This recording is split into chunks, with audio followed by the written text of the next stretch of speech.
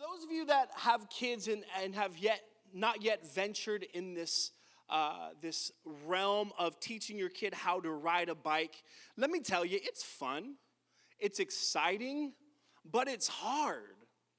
It's a hard thing to do. For instance, my little girl, or excuse me, my son, he's 9. I taught him, I kind of taught him to ride a bike. I did the easy part. My dad did most of it. It doesn't matter. We're not judging here.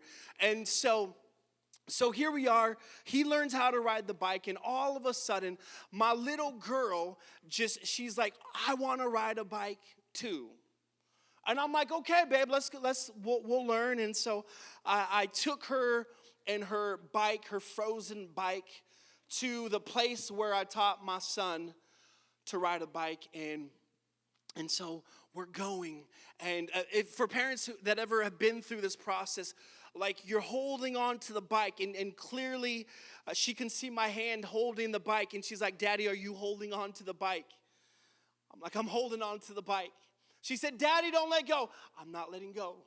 And I'm walking with her, and then we start running, and then we're slowly jogging, and then we're running. She's like, Daddy, don't let go, don't let go. I'm like, I'm not letting go. Let it go. I had to, I don't know, I was just talking about frozen. Anyways, so we're riding the bike. Focus.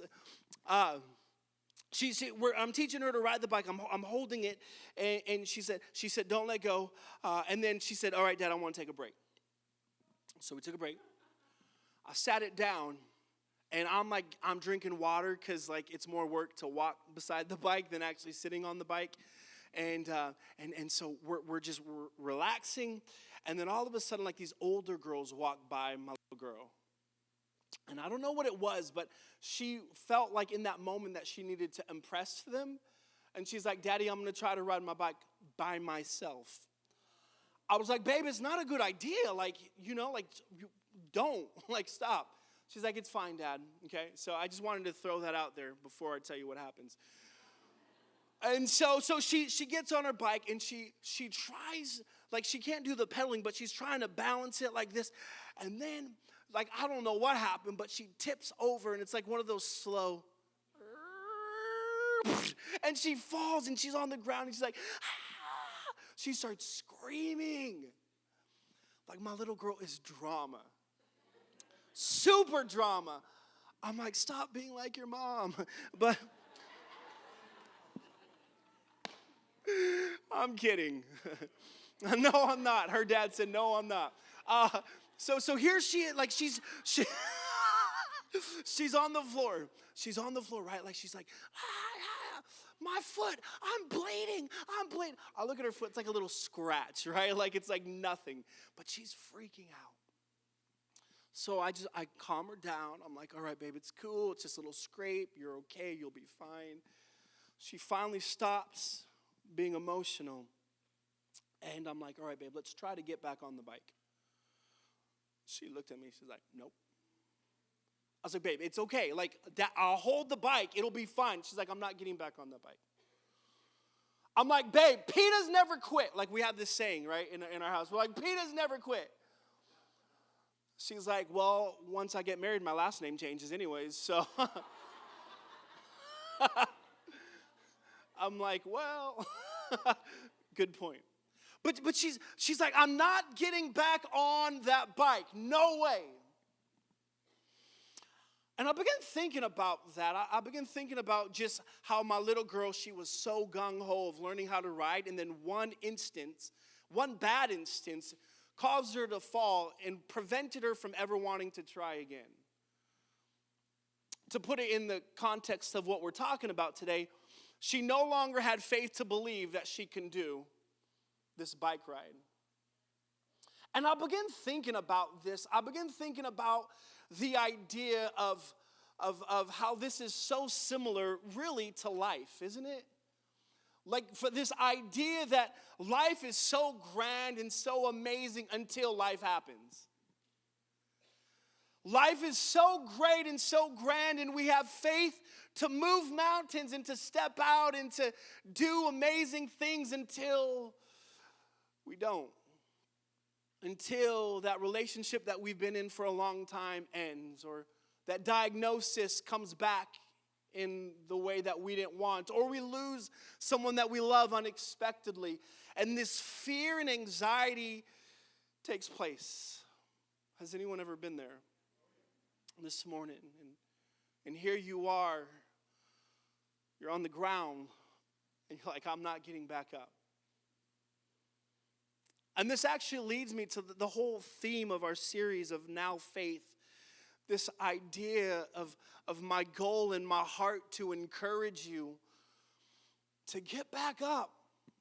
Have faith to believe that though you may have fallen, that doesn't have to be the end of the story for you. It doesn't have to be done right there. There's more. You just have to have faith to believe. But then here's what makes it worse, right? Here's what makes it worse. All of a sudden, like you're in kind of this funk, F-U-N-K, funk. And you're in the middle of it, and then all of a sudden this season called Christmas comes along. And everyone's so happy and jolly. And they're like, it's the most wonderful. And you're like, shut up. It's not. Like, you're annoying me. And this Christmas season, and maybe for some, if you're a parent here, you're like, man, I'm just going to play it cool. And you put on like this mask in front of your kids and family, maybe your spouse. Like, it's all good, it's fun, but deep down inside, you're like, man, this is not the most wonderful time of the year. And so if that's you this morning, if you're here and you're like, man, I'm done. Like, so many things are happening. So many things are just bringing me down. If that's you, I got great news for you. Because the very first Christmas story, the one that we read in Luke chapter 2, it actually involves 3 different instances, 3 different situations of people who, in this season, which should be joyous, that this idea that baby Jesus is born, it should bring joy, it should bring happiness, and yet there's 3 instances in which we will discover that they too were like, I don't know about this. I don't know about this happy thing. I don't know about this joy thing. And so what I want to do, I just want to introduce you to these 3 different groups of people, and maybe you'll be able to identify with one of them, maybe all of them. You know, you don't got to tell your neighbor that, but just maybe. And so the first group of people, one sec. The first group of people that we read in the Christmas story are the Magi's, the 3 kings, the astrologers, however you want to term him. But there's this group of wise men who were in search for a king.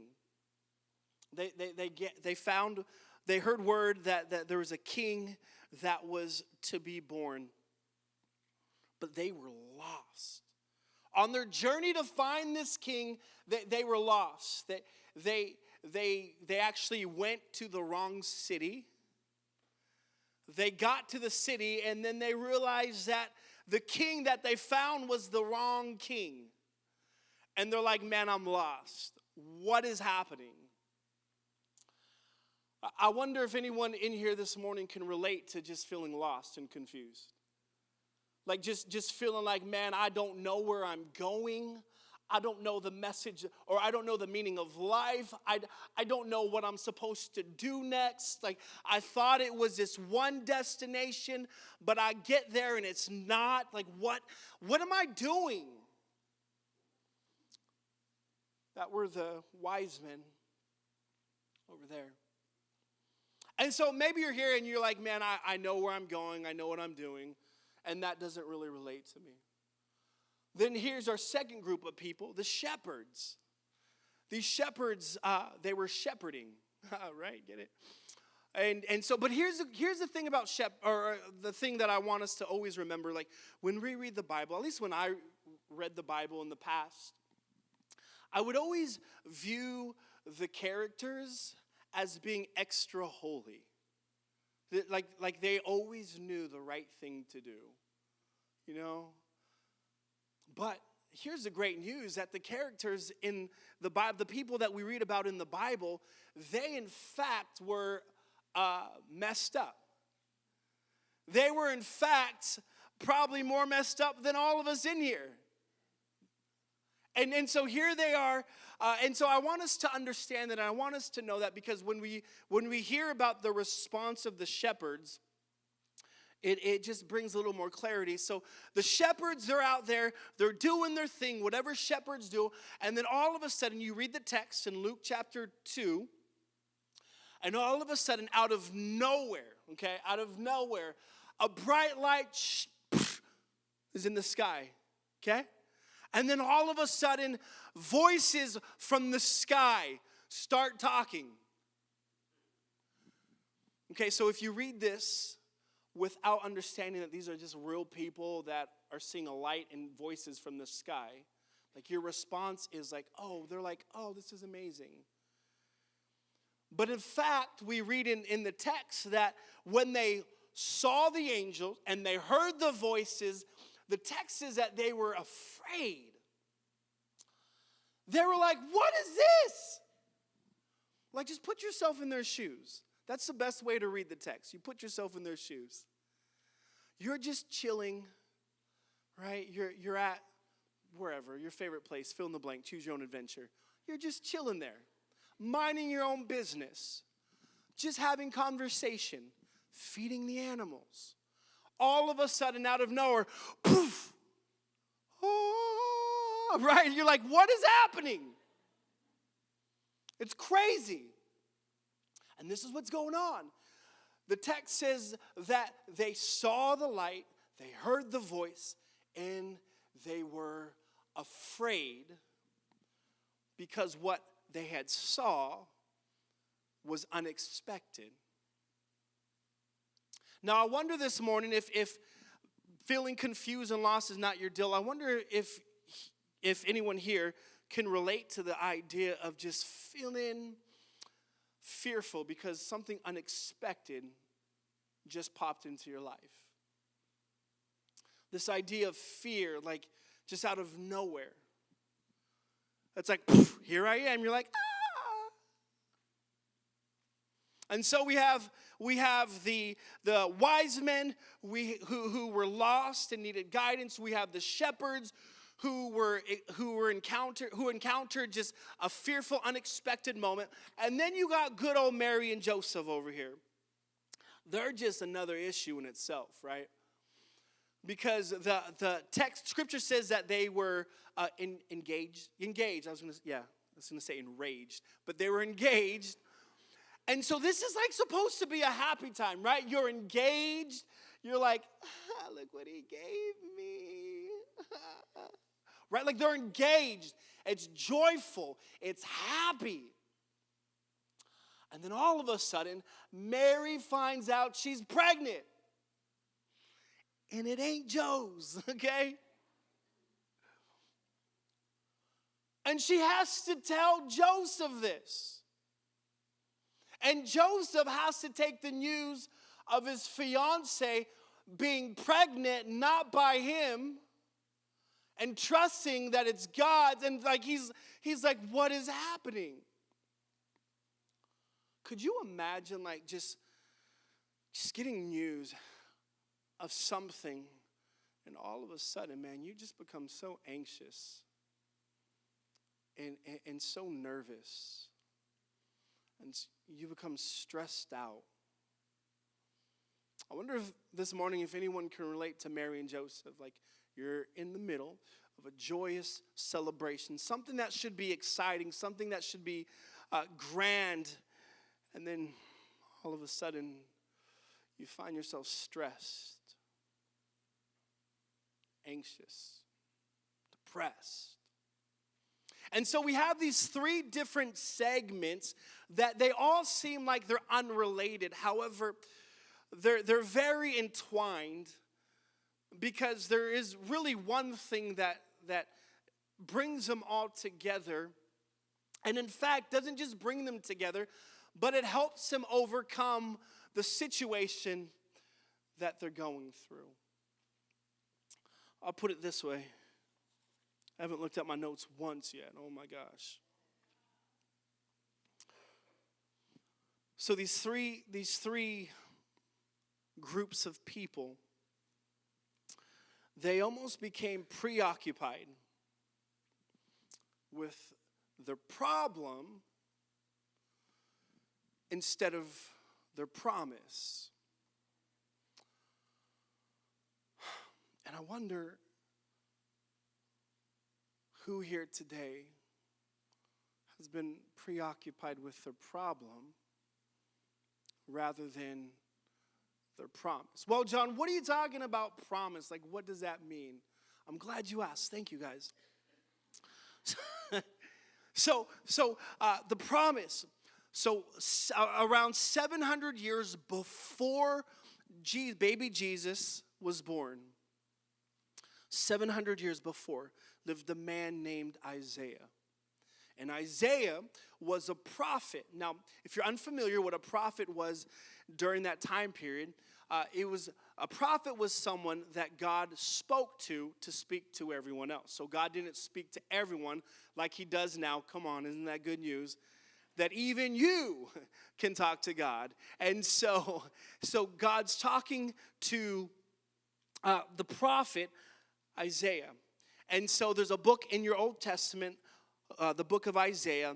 And in this book, 700 years before Jesus was ever born, this prophet Isaiah writes this in Isaiah chapter 9 and verse 6. This is the promise, okay? It says this, for to us a child is born, to us a son is given. So right there, Isaiah is talking about Jesus. And the government will be on his shoulders. And so here's what that means. Basically, Isaiah is setting up this idea that Jesus will be the foundation of royalty. This is good news, and it sets up for what he's about to say in the back half of verse 6. And he being Jesus, will be called Wonderful Counselor, Mighty God, Everlasting Father, Prince of Peace. So Isaiah, he's setting this idea that Jesus is born of royalty to give you and I authority, okay? By doing this, by being called Wonderful Counselor, Mighty God, Everlasting Father, Prince of Peace. Listen, I need to let you know this morning that these are not just names of Jesus, but these are functions and roles of Jesus. Okay, we're going to get through this. Here we go. Could we keep the verse up, please? Wonderful Counselor, Mighty God, Everlasting Father, Prince of Peace. So these are not just Jesus' names, these are his roles. Okay? 700 years. Fast forward back to the very first Christmas. We have three groups of people. One group is lost and confused.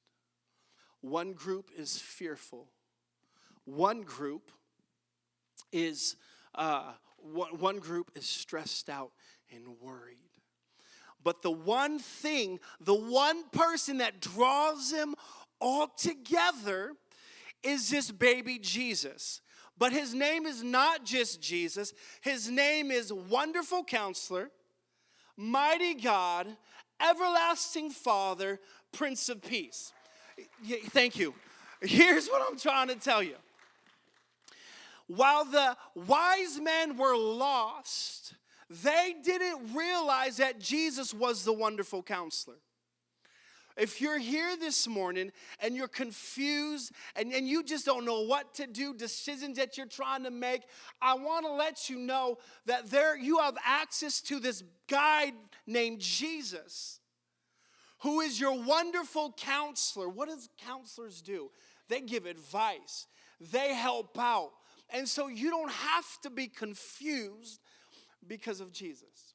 You have the shepherds who are fearful. Listen, if you're here this morning and you're full of fear, you don't have to worry, because he's not only wonderful counselor, he's mighty God, everlasting Father. That word Father is that word protector. If you're here this morning and you're full of anxiety and full of stress, great news is that he's not only wonderful counselor, he's not only mighty God, he's not only everlasting Father, but he's the Prince of Peace. He is not just the giver of peace, but he is peace. And here we go. The very first Christmas, these three different subjects, and the worship band can come up. These three different sections of people, all struggling, all dealing with their own garbage, all dealing with their own situations. And yet that all leads them to the very centerpiece of Christmas. The very centerpiece of Jesus. This morning, what I want you to know is that whatever you're going through, that I believe that if you can learn to make Jesus the centerpiece of it all, it may not take away all your issues. It may not make life free from all hiccups. But it will give you an opportunity to rely on someone greater and stronger than what you or I can ever support on our own. See, this morning, Christmas, it's about the centerpiece of it all. It's about Jesus. It's about this baby who all these characters, all messed up, all having issues, were able to come to him and to worship him at the very first Christmas. And here's what I love about Jesus. Scripture tells us that God is the same yesterday, today, and forever. And so the same way that all three of these characters that we talked about can come with their own baggage, their own fears, their own confusion, their own insecurities, and they were able to come to the centerpiece of it all. The same is true today, like right now. The same is true that whatever baggage that you have, whatever insecurities you have, whatever fears you have, it doesn't keep Jesus away from you. Like whatever you came in here with this morning, Jesus is not turned off by your mess. He's not turned off by my mess. In fact, I think the perfect picture of Jesus is saying this: bring it.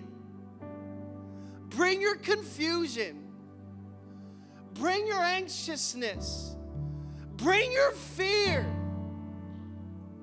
Come to me. That's what he's saying this morning. Friends, that is Christmas. That is Christmas. It's Jesus at the center saying, come, bring it all to me. Because he loves you that much.